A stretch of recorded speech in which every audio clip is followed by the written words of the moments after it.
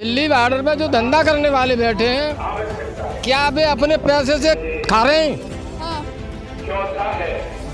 अपने पैसे से वो खा के जो 15 दिन बैठ के दिखाएं, वो तो 10 महीने से बैठे हैं। तो 10 महीने में उनके 10 पैसे खर्च हुए हैं। वो 10 करोड़ पैदा किए हैं उन्होंने एक ने, तो पैदा करने के लिए बैठे हैं वो। तो उनके खिलाफ बीजेपी की सरकार से बातचीत कर रहे हैं, बातचीत अपनी बात मनवाने के लिए। मुजफ्फरनगर की जो महापंचायत थी, वहाँ पर कांग्रेस बीजेपी पार्टी कह रही है कि मुजफ्फरनगर में जो पंचायत हुई है, जो इतने दिनों से किसान आंदोलित है, वहाँ पर फंडिंग हो रही है विपक्षी पार्टियाँ की, तो वहाँ पर कोई विपक्षी पार्टी का तो कोई नेता देखने को नहीं मिला। फिर यहाँ पर बीजेपी का पार्टी देखने को मिला। बीजेपी का अपना मत है, किसान का तो मत है नहीं। वो बीजेपी का अपना मत हो सकता है कि मान के चलो कि विपक्षी पार्टी उसको फंडिंग कर रही है। ये किसानों की अपनी जो शर्तें हैं उनको लेके भानु प्रताप सिंह जी, दिनेश शर्मा जी से नमस्कार, अपना उत्तर प्रदेश देख रहे हैं आप और मैं आपके साथ श्रुतिजा। अभी मैं मौजूद हूँ फिरोजाबाद के इमालिया गांव में, जहां पर भारतीय किसान यूनियन भानु के राष्ट्रीय अध्यक्ष भानु प्रताप सिंह जी का महापंचायत है। इसमें आपको बताएं कि कुछ मुख्य चेहरे भी आए हैं, उत्तर प्रदेश के मंत्री, चाहे वो बड़े पद पर हो चाहे वो विधायक हो।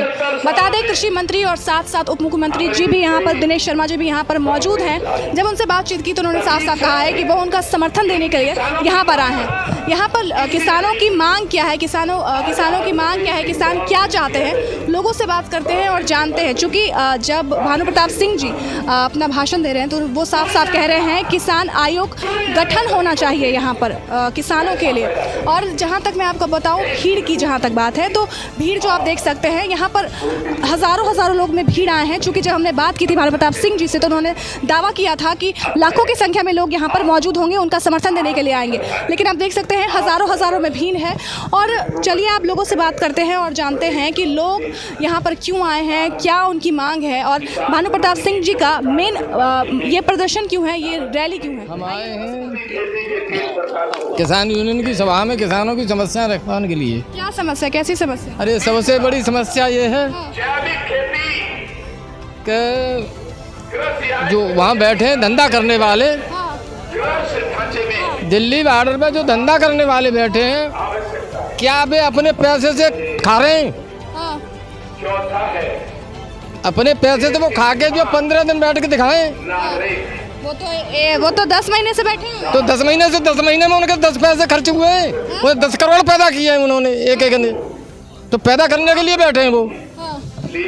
तो उसके उनके खिलाफ जो है यहाँ ये हो रही सभा हो रही है। अच्छा ये बताइए मुझे, मुख्य मांग क्या है, मुख्य क्या मांग है? मुख्य मांगे तो बता रहे हैं, भाई सुन लो। मुख्य मांगे यही है कि किसान आयोग का गठन हो।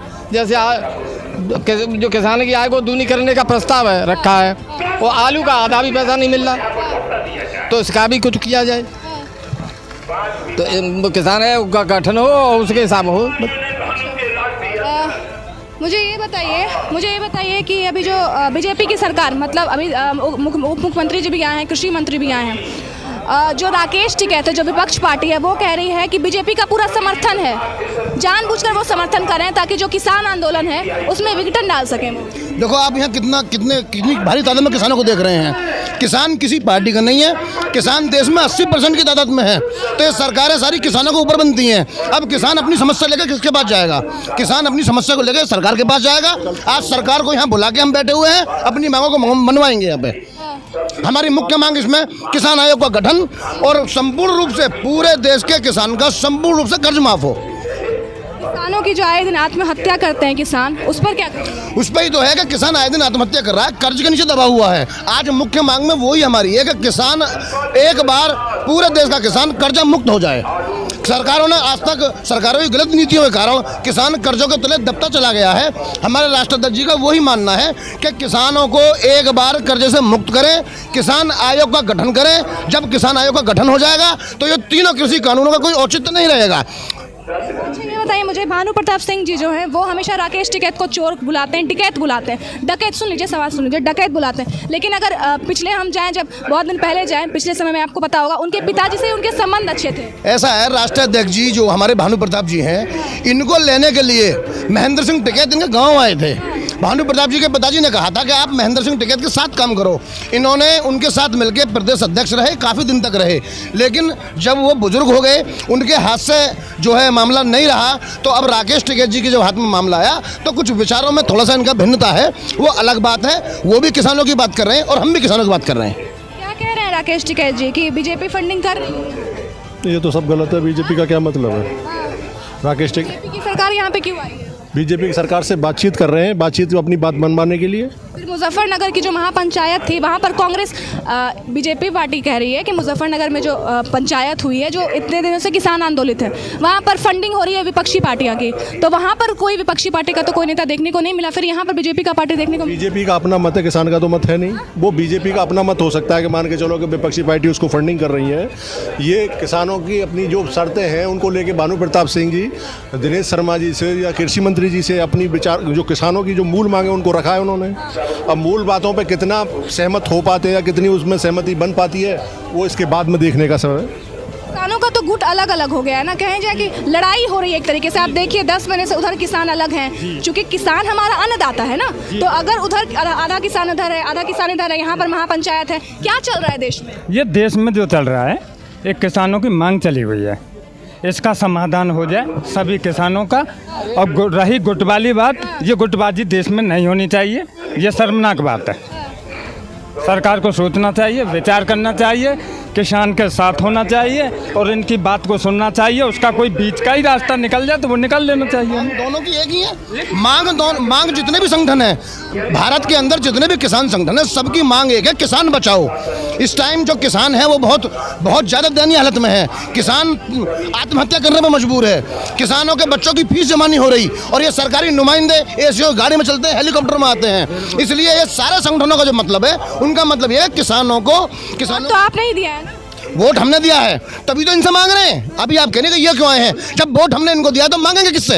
अभी कोई सोनिया गांधी तो कुछ देंगे नहीं हमें, राहुल गांधी तो कुछ देंगे नहीं। अभी सत्ता में बीजेपी है तो हमारी मांग बीजेपी से है, हमें सब कुछ बीजेपी से चाहिए। जब बीजेपी सत्ता से हट जाएगी तो फिर दूसरी सरकार से मांग करेंगे। जब किसानों को ऐसा लग रहा था कि मान के चलोगे एक विकल्प के तौर पे बीजेपी पार्टी को चुना था कि किसानों का इसमें कुछ बदलाव होगा, तो इसीलिए बीजेपी को चुना। इसीलिए चुनने के बाद में अब बीजेपी सरकार कानून लेके आई, कानून लेने के बाद में उसमें कुछ शर्तें ऐसी हैं जो एमएसपी वगैरह की लेके, पिछले में आपने पूर्व में देखा होगा कि जिस तरीका से एमएसपी पे गेहूं की खरीद अच्छी तरीका से ना हो पाई, तो उसी में तो 5 रुपए बढ़ी है ना एमएसपी। हाँ जी, 5 रुपए बढ़ाई गई है एमएसपी। तो 5 रुपये से क्या होता है? मान के मैं तो ये कहना चाह रहा हूँ कि जिस तरीका से लागत मूल्य जो है, मान के चलो कि डीएपी है, यूरिया है, उर्वरक है, जितनी भी, और जैसे तुम्हारा ये हुआ दवाई वगैरह हुआ, फर्स्ट एड, ये इन पे कितना बढ़ गया, बिजली का बिल कितना बढ़ गया।